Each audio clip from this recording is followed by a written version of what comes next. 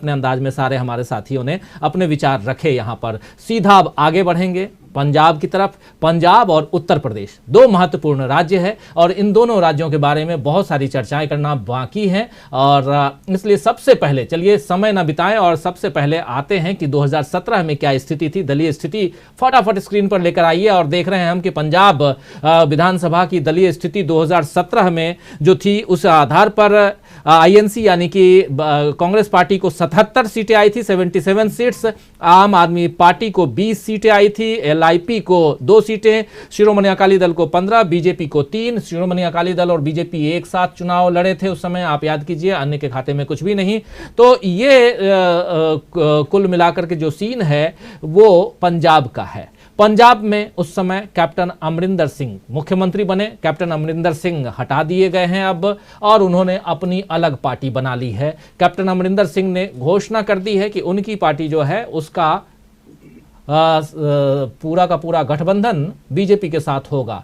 तो क्या कैप्टन अमरिंदर के जाने के बाद बीजेपी के साथ गठबंधन के बाद बीजेपी को फायदा होगा, ये भी समझेंगे। और साथ में ये समझने की कोशिश करेंगे कि मुख्यमंत्री बदलने के बाद, चरणजीत सिंह चन्नी को मुख्यमंत्री बनाने के बाद, दलित चेहरे को सामने लाने के बाद कांग्रेस को फायदा हो रहा है या नहीं हो रहा है, कांग्रेस अपनी सरकार बचा पा रही है कि नहीं बचा पा रही है। और इसके साथ साथ ये भी कि किसानों का जो आंदोलन तीनों कृषि कानूनों के को लेकर के उसके खिलाफ जो शुरू हुआ था, जो पंजाब से जिसकी शुरुआत हुई, दिल्ली बॉर्डर पर जहां साल भर बाद जिसका समापन हुआ, समापन न कहें स्थगन हुआ, वो आगे क्या कुछ करते हैं। और अभी अभी ये भी खबर कल ही आई थी कि 2 लाख किसान परिवारों को 2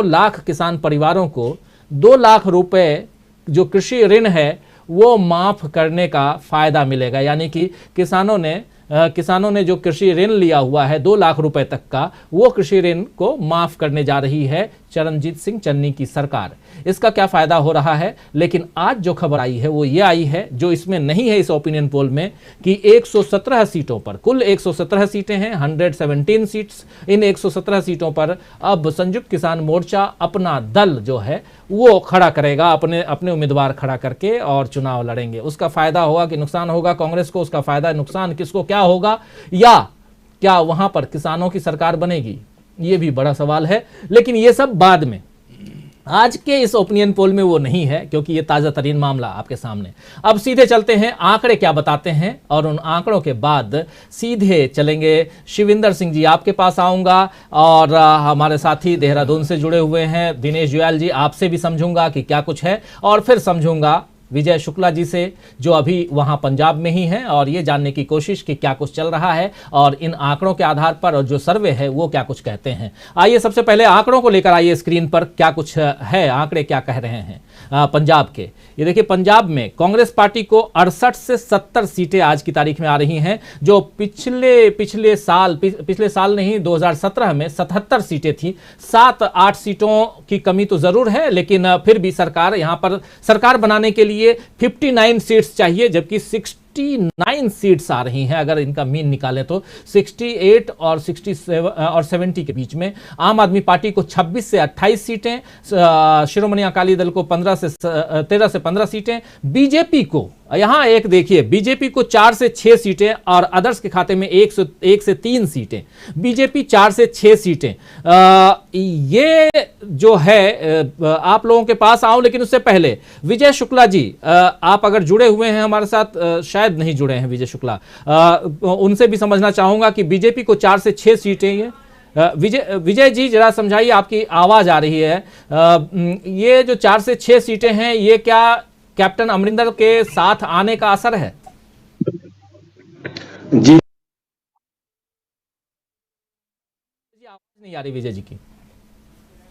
खैर, तो विजय जी को जोड़ेंगे, लेकिन शिविंदर जी इन आंकड़ों के आधार पर क्या समीक्षा करेंगे, क्या किस रूप में देखते हैं आप पूरा? देखिए, मुझे लगता है कि अभी तक जिन स्टेट्स की हमने बात की है, पंजाब सबसे दिलचस्प स्टेट है।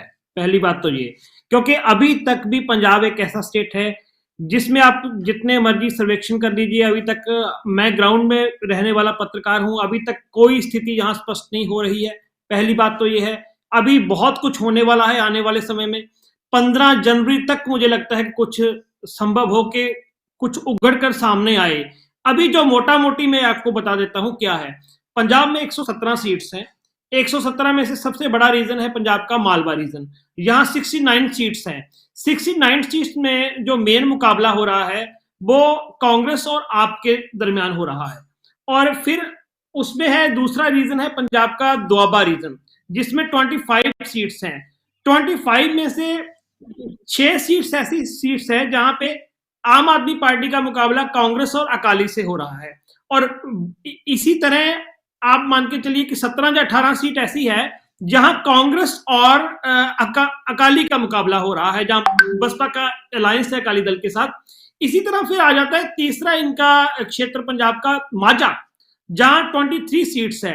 23 सीट्स में आम आदमी पार्टी आपको बिल्कुल भी दिखाई नहीं दे रही, और वहां मुकाबला सीधा सीधी कांग्रेस और अकाली दल के साथ हो रहा है। अब जब हम इनको इकट्ठा करते हैं सभी तीनों इलाकों को, तो मेन मुकाबला में हम देखते हैं तो कांग्रेस पार्टी को बढ़त मिल रही है, जैसे कि आप दिखा रहे हैं। पर क्या वो इतनी बढ़त मिल रही है, एक तो ये सवाल है। तो कांग्रेस हाल फिलहाल तकड़ी है, ताकतवर है, क्या आगे चलकर भी वो ताकतवर रहेगी, ये बड़ा सवाल है। दूसरी चीज जो बीजेपी की है, बीजेपी को यदि कोई सीट मिल सकती है, देखो समझना बनता है कि पहली बात तो कैप्टन के साथ मिलने से कुछ भी नहीं उसको फायदा हो रहा, क्योंकि कैप्टन अमरिंदर सिंह खुद एक बहुत वीक उम्मीदवार हो चुके हैं, हालांकि वो 2 बार मुख्यमंत्री रह चुके हैं। मान लीजिए कि कांग्रेस ने पटियाला क्षेत्र में कैप्टन अमरिंदर सिंह के विरुद्ध नवजोत सिंह सिद्धू जैसा उम्मीदवार खड़ा कर दिया, तो मेरा मानना है, क्योंकि मैं 2 बार पटियाला क्षेत्र में जाया है, कैप्टन अमरिंदर को अपनी सीट निकालनी मुश्किल हो जाएगी, ये हालत बनी हुई है। तो कैप्टन के बीजेपी के साथ मिलने से कुछ नहीं हुआ, पहली बात ये है। दूसरी बात, कोशिश ये हो रही है कैप्टन अमरिंदर सिंह, सुखदेव सिंह ढींढसा और भाजपा ये अलायंस कर ले, लेकिन सुखदेव सिंह ढींढसा का जो इलाका संगरूर है, संगरूर में इलाके में आम आदमी पार्टी बहुत ताकतवर है। और हाल ही में संयुक्त जो अकाली दल है सुखदेव सिंह ढींढसा का, उनमें से रणजीत सिंह ब्रह्मपुरा निकलकर फिर अकाली दल में शामिल हो चुके हैं। इस बीजेपी को यदि कोई सीट आएगी तो होशियारपुर और गुरदासपुर में से आएगी, 2 या 3 सीट से ज्यादा हमें वो कोई संभावना दिख नहीं रही। लेकिन लॉन्ग टाइम में बीजेपी काम कर रही है, वो कर रही है पोलराइज का काम कर रही है। जैसे कि वो कोशिश कर रही है कि पंजाब में दलित पत्ता खेला जाए, क्योंकि किसान आंदोलन से पहले भी उसने किया, लेकिन वो फेल हो गई इस बात में। फिर ये कोशिश कर रही है हिंदू बनाम सिख का पत्ता खेलने की, कि खालिस्तान का नाम लेकर जो पंजाब का हिंदू है उसको डराया जाए, हिंदू वोटों को पोलराइज किया जाए। अब देखना होगा कि आगे चलकर वो कितना कामयाब होगी। एक काम वो अलग से कर रही है, वो हमें समझने वाला है, खास करके जो नॉन पंजाबी क्षेत्र से लोग आते हैं उनको समझना जरूरी है। वो हो क्या रहा है, कुछ ऐसी आवाजों को आ रही है पंजाब में, वो उनकी अभी गिनती बहुत कम है। यहां तक कि एक उनकी कहां का थोड़ी थोड़ी तारे विदेश से भी जुड़ी हुई है, जो कि बहुत अग्रेसिव सिख टोन हमें दिखाई देती है। सिख टोन अग्रेसिव, ये जैसे ये कोई अलगाववादी है, लेकिन उनको ऑन या ऑफ करने का काम सेंट्रल गवर्नमेंट कर रही है। फिलहाल एक अमेरिकी राइटर है पीटर फ्रेडरिक, उनकी किताब आई है सिख कॉक्स। सिख कॉक्स में उन्होंने इसकी निशानदेही की है कि यूएसए वगैरह में बैठी कुछ ऐसी संस्थाएं हैं जिनको ऑन ऑफ करने का काम सेंट्रल गवर्नमेंट, भारत वाली का गवर्नमेंट कर रही है, लेकिन वो उनको वो कर रहे हैं अग्रेसिव टोन देने की, आप मतलब सिखों में को भड़काने की, लेकिन उनका रिमोट कंट्रोल सेंट्रल गवर्नमेंट के पास है। उन्होंने काफी सारे तथ्य भी दिए हुए हैं। ये किताब तब आई थी, किसान आंदोलन में कुछ ऐसे तत्व शामिल थे, आपको याद होगा, जो 26 जनवरी वाली घटना में भी शामिल रहे हैं। उन्होंने उनकी भी निशानदेही की है कि वो भी, उनका भी रिमोट कंट्रोल कहीं ना कहीं ऊपर है, दिल्ली दरबार के पास है। अब उनको वो अपने इशारे पे नचाती है। अभी तक तो नहीं लग रहा कि वो पंजाब की पॉलिटिक्स को प्रभावित करेंगे, लेकिन वो एक नया डिस्कोर्स पैदा कर रहे हैं। जैसे कि पंजाब में जो पंजाब का सिख है वो कभी एंटी मुस्लिम नहीं था, वो उनके through anti Muslim agenda set करवाने की कोशिश कर रहे हैं। जैसे कि आपको याद होगा कि कश्मीर में एक लड़की के लव मैरिज का मामला आया, तो आगे किया गया कि आप तमाम ऐसी बातें करो जिससे सिख भड़के, हालांकि सिख भड़के नहीं थे। ये चीजें कर रही है बीजेपी। पंजाब अंदर से बहुत काफी सुलग रहा है। हाल फिलहाल बीजेपी का कुछ आधार नहीं है, लेकिन वो अपना प्रोग्राम आने वाले 5-7 साल बाद का बना रही है यहाँ। जी, आने वाले 5 साल बाद क्या स्थितियां होंगी उसके लिए आज से तैयारी बहुत सारी बातें बता रहे हैं हमारे साथी शिविंदर सिंह जी, और पंजाब की क्या स्थिति है वो बताने की कोशिश।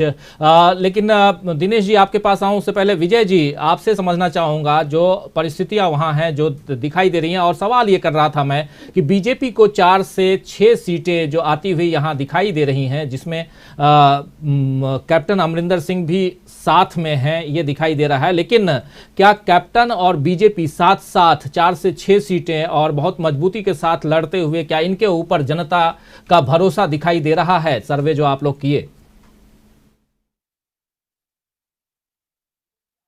आवाज नहीं आ रही विजय जी, आवाज अपनी खोलिए, आवाज नहीं आ रही।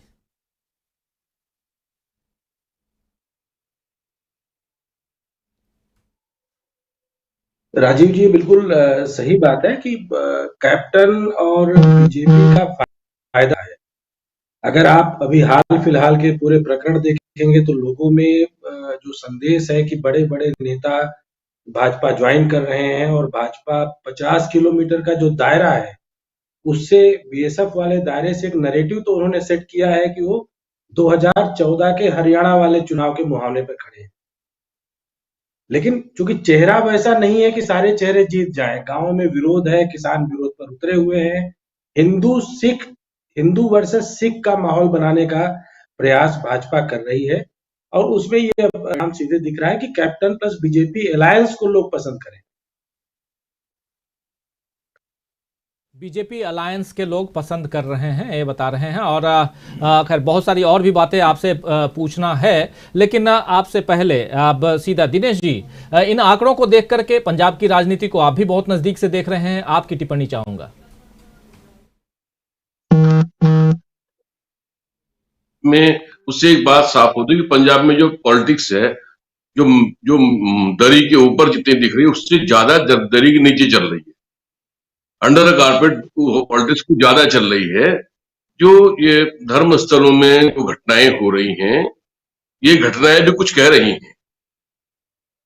और बीजेपी की जो मोर्चाबंदी है, अभी करतारपुर को उन्होंने छोड़ा नहीं है, सिद्धू वहां से छोड़ा नहीं है, वो चल रही है। बीजेपी अभी भी जो जैसे अभी विजय भाई बता रहे थे कि शहरों में बीजेपी इस बार कुछ बेहतर करने के लिए दूसरे समीकरण तक बना रही है।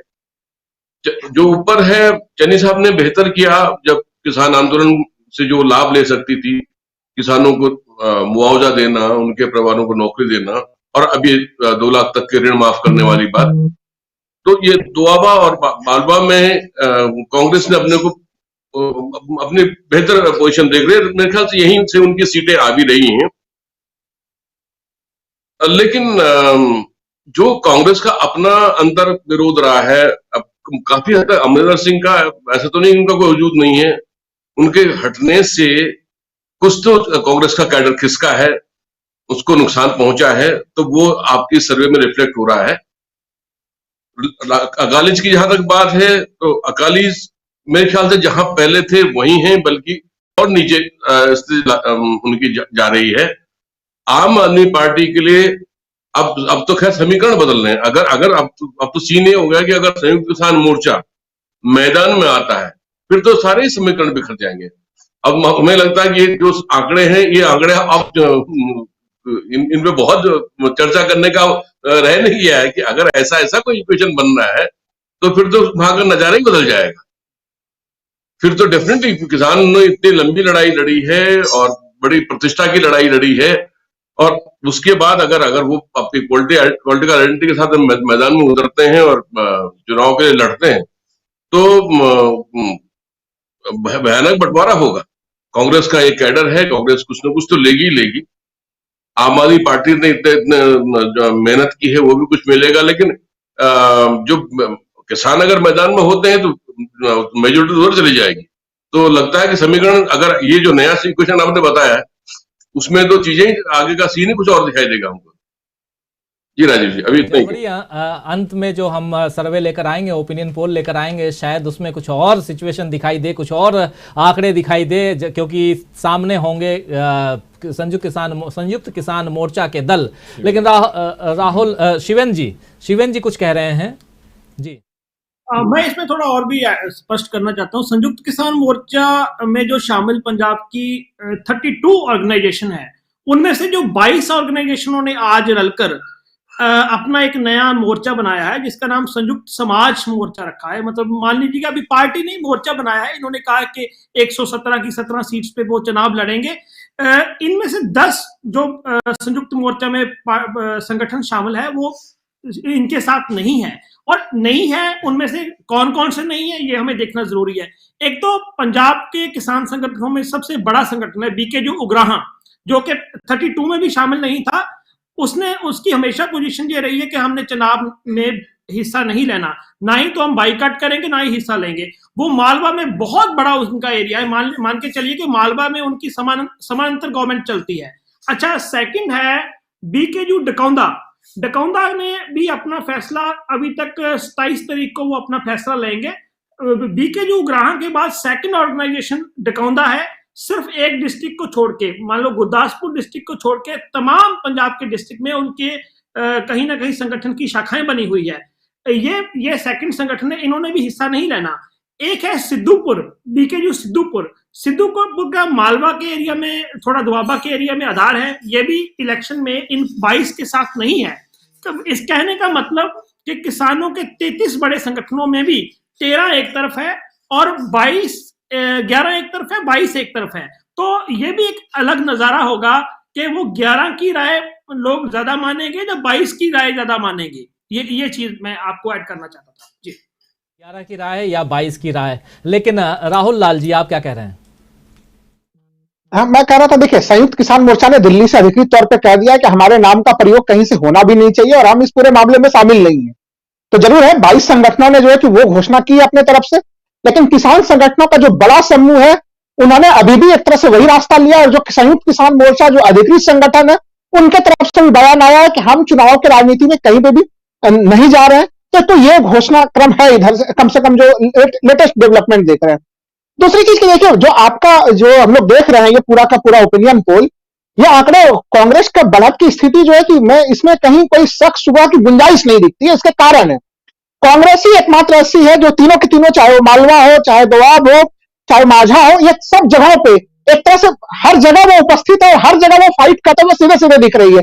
किसी को भी लड़ना है, इन तीनों रीजन में अगर लड़ना है तो वो कांग्रेस से ही लड़ना होगा। और जिस तरह से वहां पे बड़ी आबादी है, दलितों की आबादी है, वहां पे पहली बार पंजाब को दलित मुख्यमंत्री चन्नी साहब के रूप में मिले हैं। और चन्नी साहब जिस दिन से उन्होंने शपथ ग्रहण किया है, ये एकदम बिल्कुल वहां के लोग जिनसे भी मैं बात कर रहा हूं, तो एक तरह से जो उनका कनेक्ट है जनता के प्रति, वो जिस तरह से मिल रहा है, जिस तरह से तमाम घोषणाएं कर रहे हैं, तो एक तरह से चन्नी साहब ने कहीं कहीं पंजाब में वो गेम चेंजर के रूप में वो नजर आए हैं। इसको हम लोगों को मानना पड़ेगा। ये स्थितियां बदली है उन्होंने। और कांग्रेस का जो एक रूप का पत्ता था चरणजीत सिंह चन्नी के रूप में, वो अब तक बिल्कुल सफलता ढंग से चल रहा है। वो देखिए, तमाम हम लोग अमरिंदर सिंह जी को लेकर तमाम जितनी भी बातें करें, कांग्रेस को वरिष्ठ नेता थे, लेकिन अगर पुराने जो भी हम लोग देखें, वहां पे एंटी इनकम्बेंसी फैक्टर उनको लेके काफी ज्यादा था। उनको लेके राजीव जी नाराजगी भी काफी ज्यादा थी पंजाब की जनता में। तो वो एक तरह से उनके जाने से कोई कांग्रेस को बड़ा नुकसान होगा, उस तरह का कोई भी प्रत्यक्ष अप्रत्यक्ष तौर से बहुत बड़ा नुकसान की संभावना कहीं से भी नहीं है। उल्टे एक तरह से जो बोझ के रूप में थे, वो बोझ एक तरह से कांग्रेस के पास से जो है वो समाप्त हुआ है। तो जो समीकरण मैं अभी देख पा रहा हूं, क्योंकि देखिए मालवा जो 69 सीट्स है, वहां पे भी कहीं न कहीं आम आदमी पार्टी जरूर है कि वो टक्कर देने का पूरा प्रयास कर रहा है, लेकिन अभी भी वो उस हालत में नहीं है कि कांग्रेस को बड़ा टक्कर दे सके। तो ऐसी स्थिति में कांग्रेस की स्थिति, जो आंकड़े हैं, हमें लग रहा है कि अभी आगे आने वाले समय में ये आंकड़े और मजबूत दिख सकते हैं। क्योंकि देखिए, अगर बड़े किसान संगठन इस संयुक्त किसान मोर्चा के दूसरे बड़े किसान संगठन में मैदान में आते, तो जरूर ये समीकरण दाएं से बाएं होते।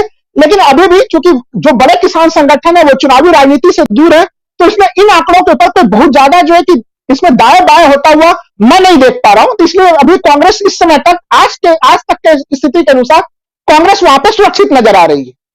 जी, कांग्रेस सुरक्षित नजर आ रही है और वही यहां हम आंकड़ों में भी देख रहे हैं कि कांग्रेस जो है वो अपनी सरकार बनाती हुई पंजाब में दिखाई दे रही है। अमलेंदु जी क्या कहेंगे इन पूरे आंकड़ों को देख करके? आप बहुत देर से आपके पास आया भी नहीं था और खासकर जब किसान आंदोलन अब ऑलरेडी एक दूसरे चरण में है, यानी चरण इसलिए कह रहा हूं क्योंकि उन्होंने अपने आंदोलन को अभी स्थगित किया है, समाप्त नहीं किया है। और इस बीच खबरें भी जैसे आज ही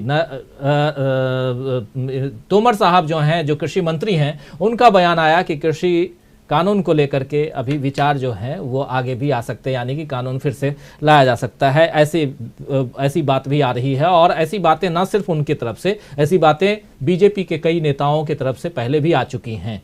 और बीच बीच में एक आग लगाने या फूंकने की जो कोशिश होती है वो भी हो रही है कि किसान अगर साथ दे दिए अमलेंदु जी तो बहुत अच्छी बात है, किसान साथ नहीं दिए तो फिर चलो जी थोप दो। क्या कहेंगे ओवरऑल और इसको लेकर के पंजाब की स्थितियां जो आज दिखाई दे रही हैं?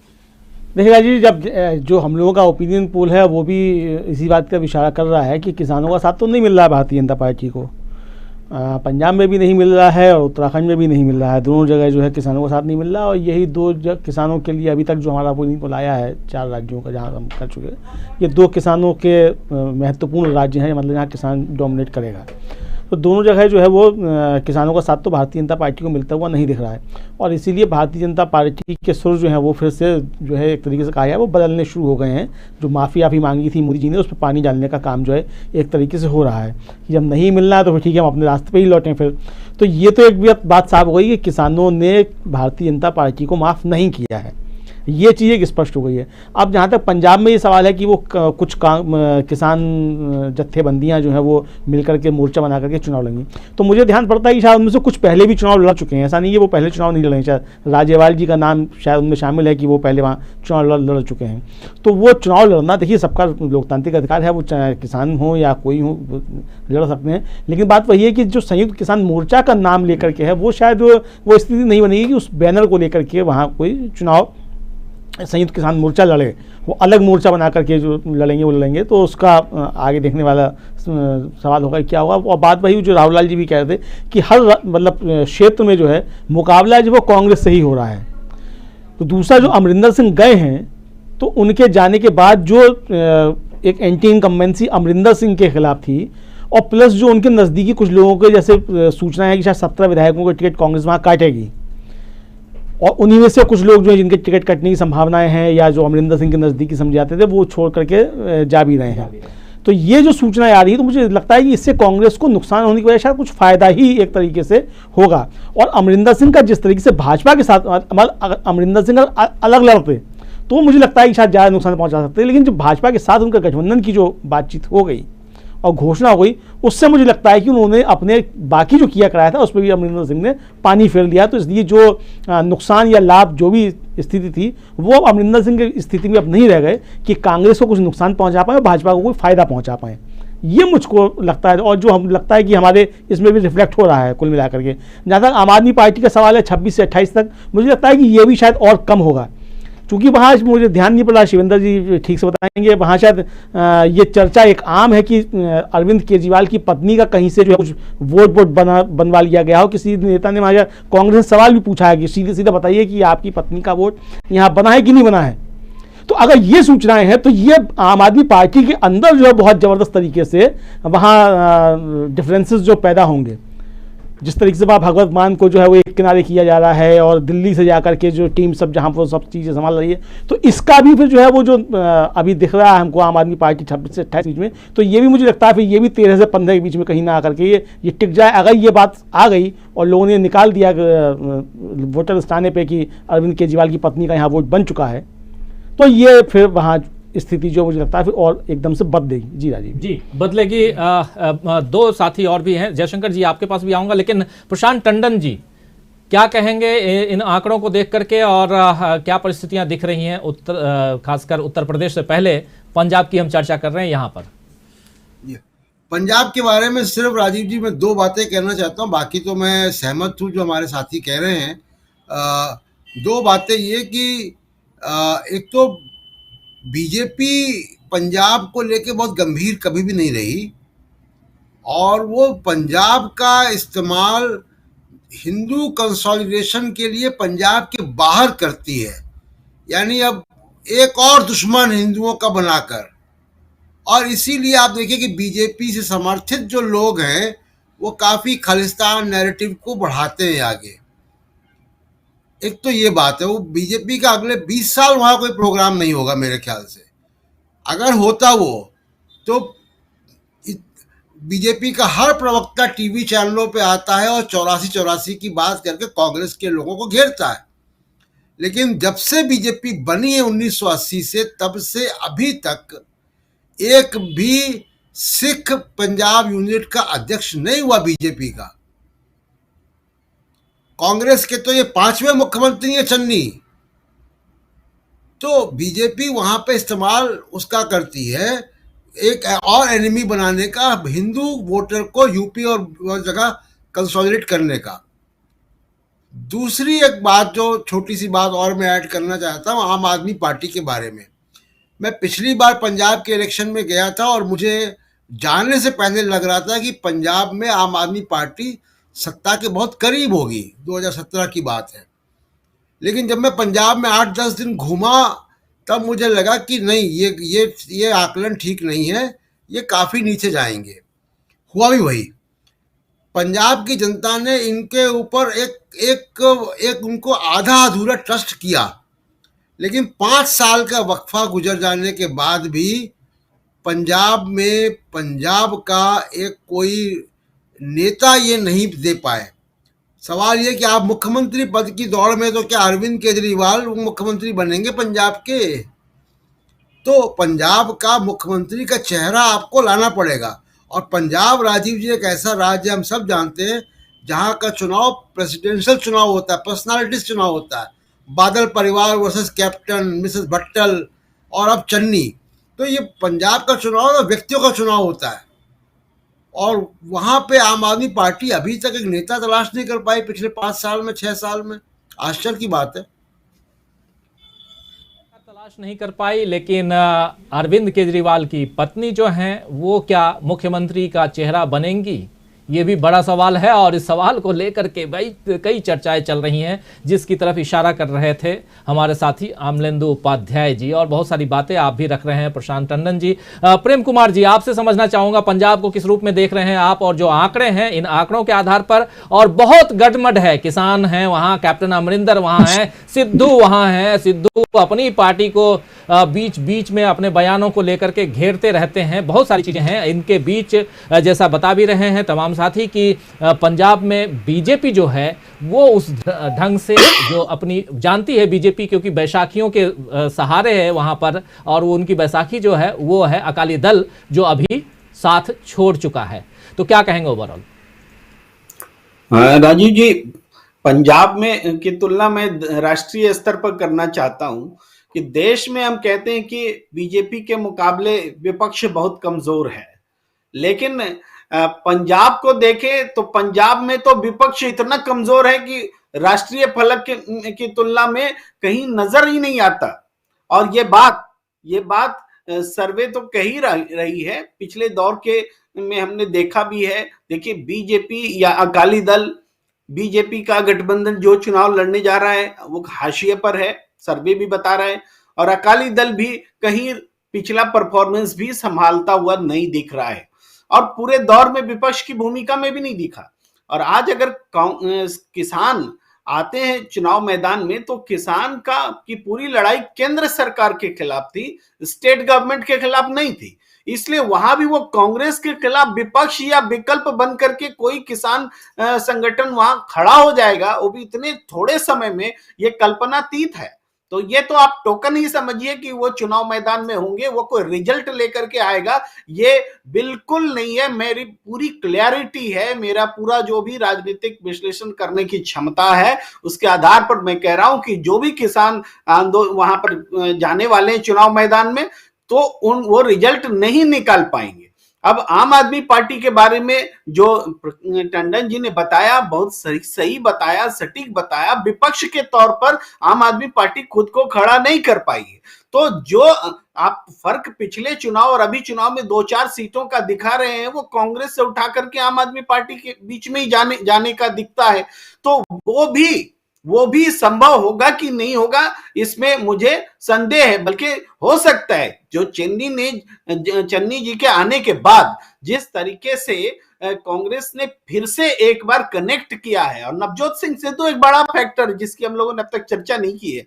नवजोत सिंह सिद्धू को जिस तरीके से पेंट करके, देश विरोधी बता करके बीजेपी देश में सियासत करती है, वो नवजोत सिंह सिद्धू पंजाब में बहुत लोकप्रिय चेहरा है। पंजाब को करतारपुरा कॉरिडोर दिलाने का श्रेय नवजोत सिंह सिद्धू को, बेअदबी मामले में आवाज उठाने का श्रेय ये नवजोत सिंह सिद्धू, पार्टी के भीतर उन मुद्दों से लड़ने का श्रेय जो कि विपक्ष का काम था, वो भी विपक्ष नवजोत सिंह सिद्धू। तो यानी विपक्ष का काम भी नवजोत सिंह सिद्धू कर रहे हैं। तो वहां विपक्ष तो दिख नहीं रहा है। ये एक तरफा लड़ाई मुझे कांग्रेस के हक में दिख जाती हुई चुनाव परिणाम जो है वो जाता हुआ नजर आ रहा है। और आप देखेंगे यही होगा, वहां विपक्ष अब तक नहीं कंसोलिडेट कर पाया, बल्कि पिछले मुकाबले, चुनाव के मुकाबले अकाली दल और बीजेपी भी अलग हो चुके हैं। अब आम आदमी पार्टी है तो उसका क्षेत्र विशेष में ही आमना सामना है, पूरे पंजाब में नहीं है कांग्रेस के साथ। तो कांग्रेस से पूरे प्रदेश में लड़ती हुई कोई पार्टी या कोई गठबंधन आज तक खड़ा ही नहीं हो पाया। तो ये जो चुनाव सर्वे बता रहा है, चुनाव सीटें जो बता रही हैं, हमें लग रहा है कि पिछला जो चुनाव परफॉर्मेंस था उसमें कुछ एड ऑन हो सकता है, उससे नीचे जाता हुआ मुझे नजर नहीं आता। फिर भी आपने जो आकलन किया है वो बहुत सटीक है। जी, जो आकलन है बहुत सटीक है कह रहे हैं, और बहुत सारी बातें रख रहे हैं, और बहुत महत्वपूर्ण बातें यहाँ रख रहे हैं। जयशंकर जी क्या कुछ कहेंगे इस पूरे उस पे, और बहुत सारी बातें आपने सुनी सारे साथियों के। नहीं, देखिए, पंजाब इन 5 राज्यों में से अकेला एक राज्य ऐसा है जहां कांग्रेस पूरी तरह से संगठित होकर के चुनाव लड़ रही है। जो नकारात्मक रुझान की बात हो रही थी कि कैप्टन अमरिंदर सिंह के ऊपर जो था लग रहे थे, आरोप लग रहे थे, उनसे पीछा छुड़ा लिया है कांग्रेस ने।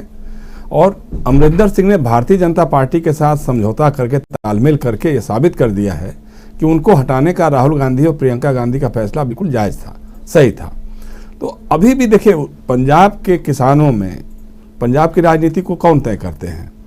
सिख जाट करते हैं और दलित किसान करते हैं, दलित सिख करते हैं। मुख्य रूप से यही दोनों फैक्टर हैं जो तय करते हैं।